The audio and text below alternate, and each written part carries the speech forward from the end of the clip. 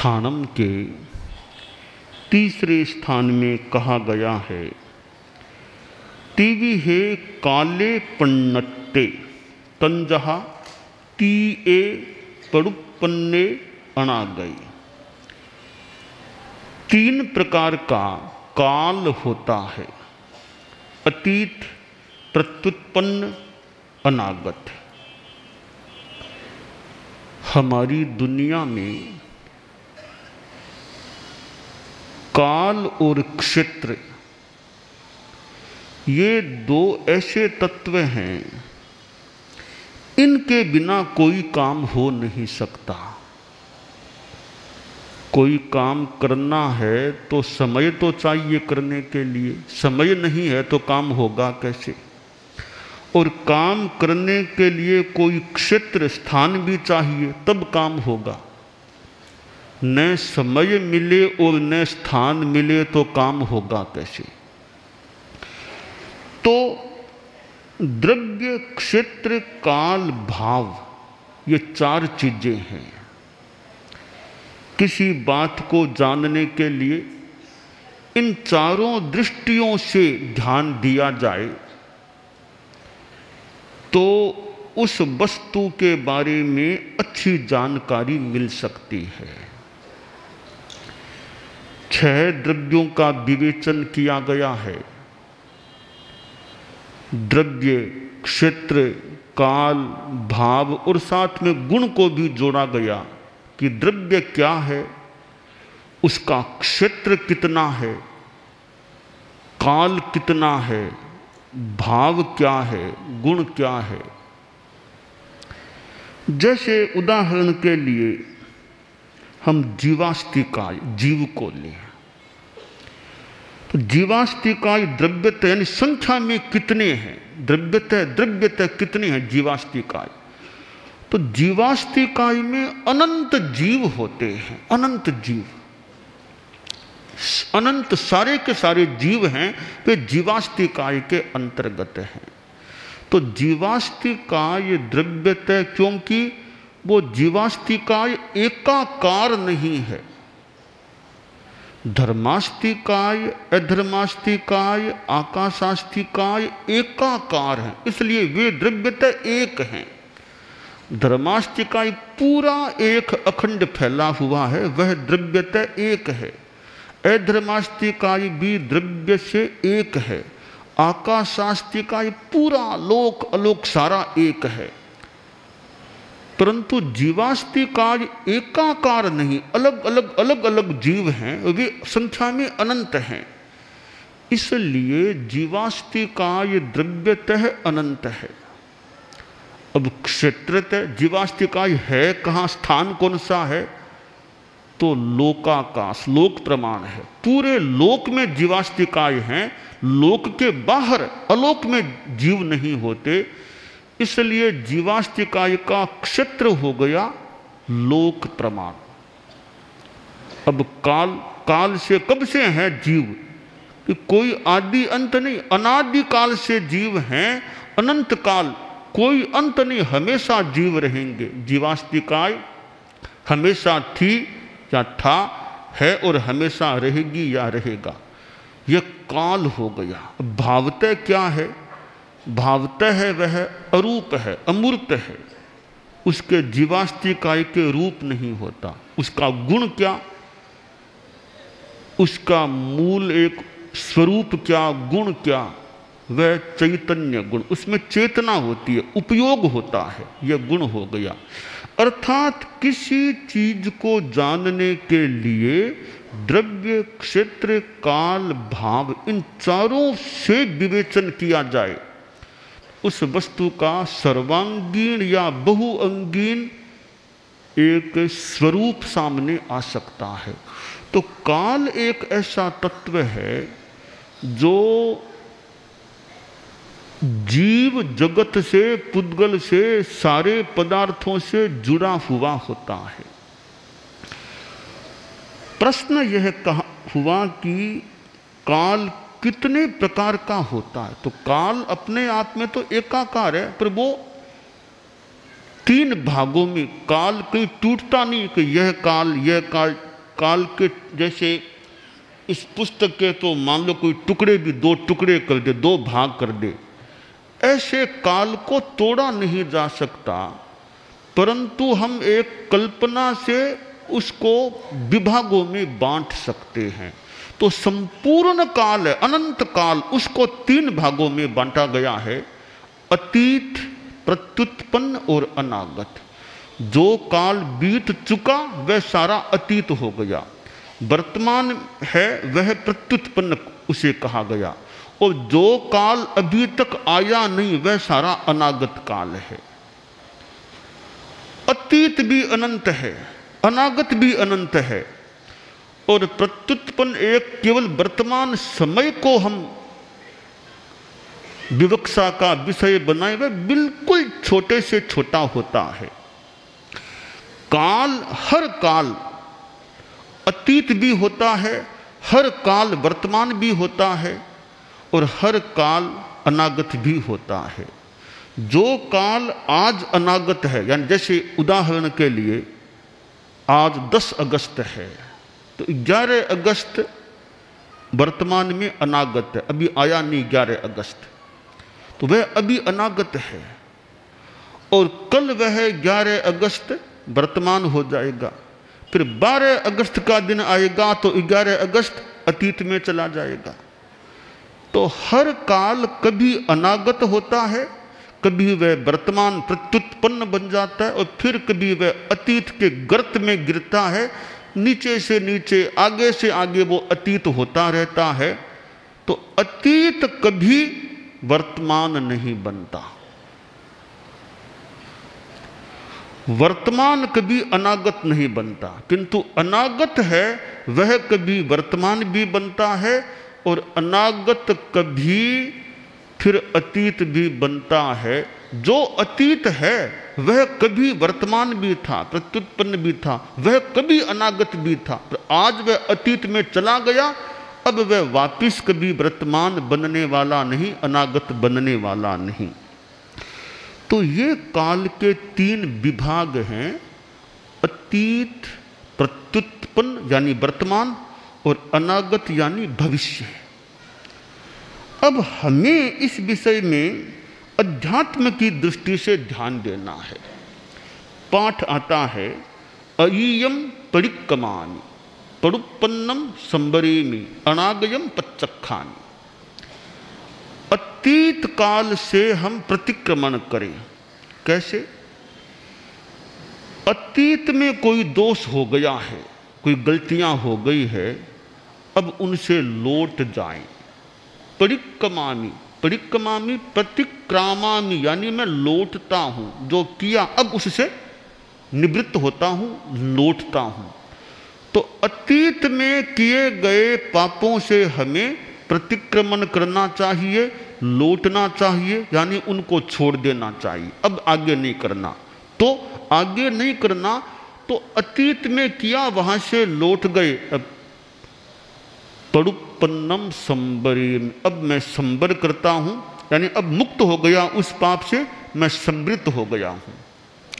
और अनागत के लिए अनागयम पच्चक्खामि, आगे वैसा करूंगा नहीं, यह मैं प्रत्याख्यान करता हूं। अतीत में किया उससे लौटता हूं, वर्तमान में समृद्ध संबर युक्त हो गया हूं, और भविष्य में कभी करूंगा नहीं, यह साथ में संकल्प करता हूं। पुनरकरण याय, दोबारा मैं वैसा नहीं करूंगा। यानी मणो जमहम पुब्ब मकाशी पमाएणम, अब मैं वह नहीं करूंगा जो मैंने पहले प्रमाद से गलत काम कर लिया था, अतिचार गलती कर ली थी। तो अतीत से प्रतिक्रमण करना, वर्तमान में समृद्ध हो जाना, संबर कर लेना, यानी अब मैं मुक्त हो गया, अब समृद्ध हो गया, और भविष्य में नहीं करूंगा गलती, ऐसा संकल्प करना, प्रत्याख्यान करना। तो यह अतीत, वर्तमान और अनागत 3 कालों के साथ हमारा आध्यात्मिक संबंध यूं हो जाता है, प्रमाद से हम लौटे, वर्तमान में अप्रमत्त, और भविष्य में फिर वैसा करना नहीं, ऐसा संकल्प, प्रत्याख्यान। तो इस प्रकार हम अतीत, प्रत्युत्पन्न और अनागत को अध्यात्म के साथ संयोजित कर सकते हैं। समय है वह तो कभी रुकता नहीं है। चक्की चली यह काल की कोई रोक ना सकियो।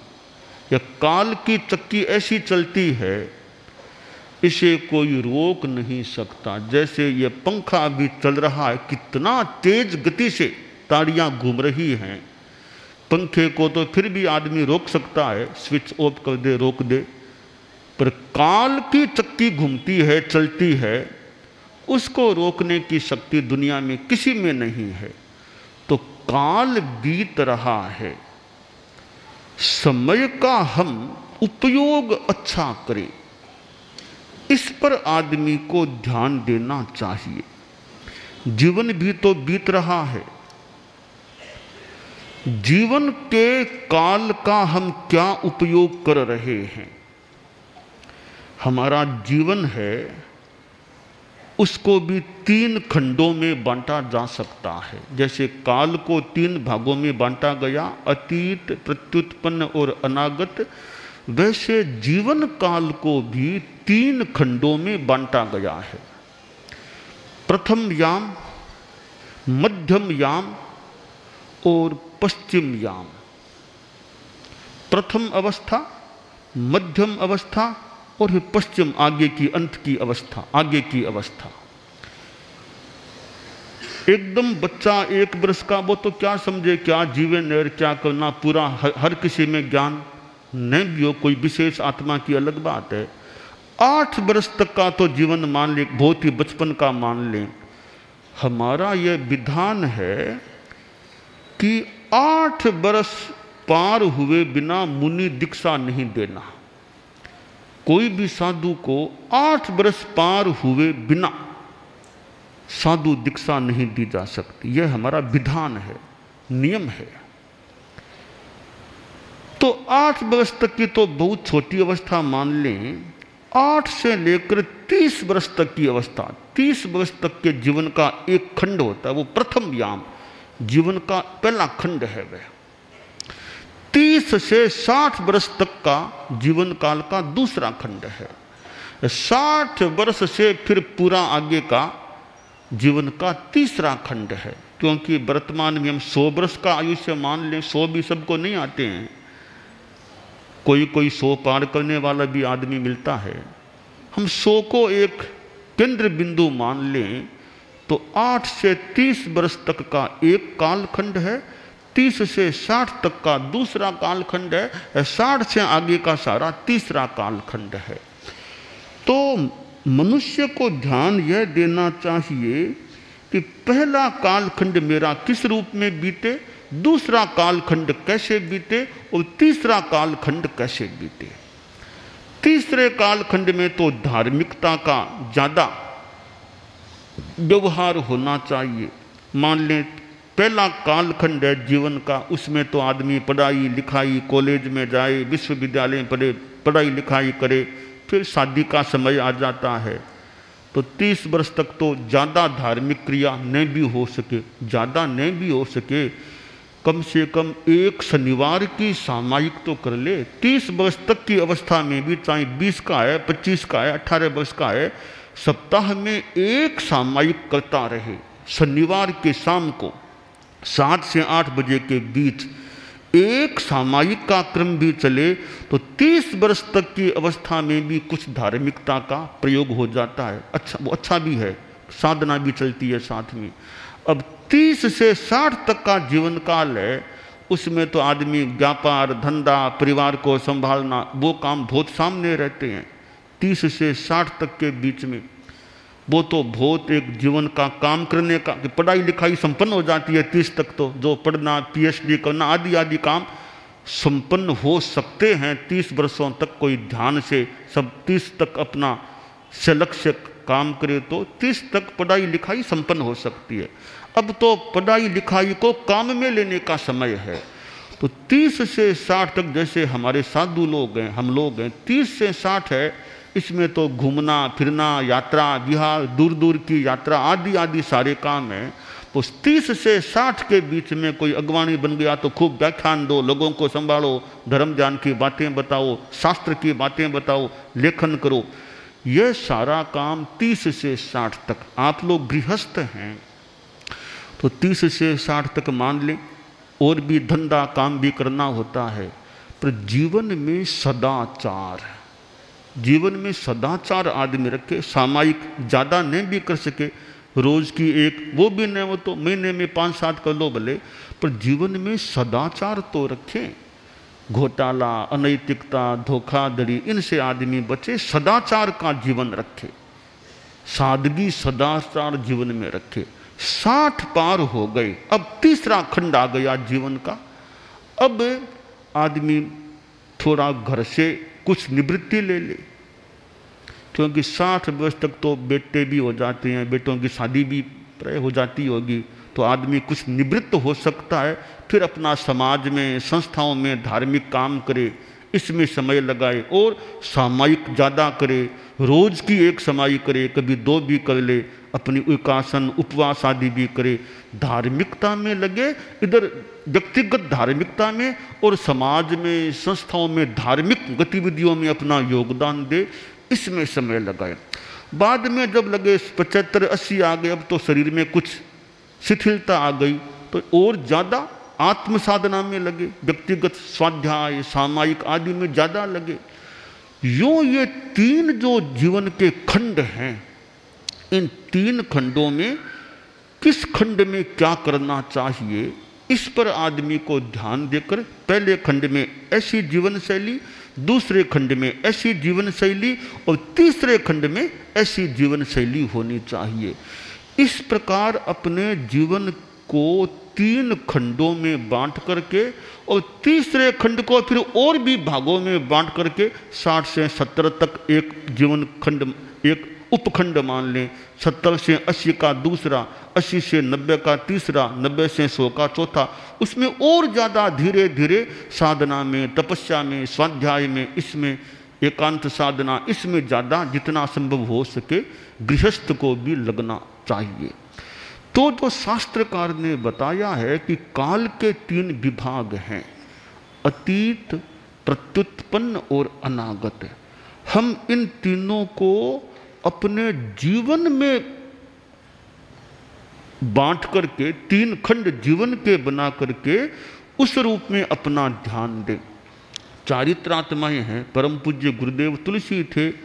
हम देखें कि 60 वर्ष तक तो उन्होंने खूब घूमना यात्रा खूब किया। 60 के बाद सहजतया या शैलक से कुछ कम हो गया, फिर इतना लंबा बिहार, लंबी वो कुछ कम हो गया, और फिर आगे तो लाडनू में ज़्यादा प्रवास, 2 चौमासे एक साथ ज़्यादा प्रवास करने लगे। तो आदमी को तीसरे खंड में फिर शरीर के स्वास्थ्य को ध्यान में रखते हुए, अपनी आत्मा की बात को ध्यान में रखते हुए अपनी जीवन शैली पर ध्यान देना चाहिए। और तीसरे खंड में तो और ज़्यादा मेरी अगली गति कैसी हो सकेगी, उस पर ध्यान दे करके अपनी साधना को पुष्ट करने का प्रयास करना चाहिए।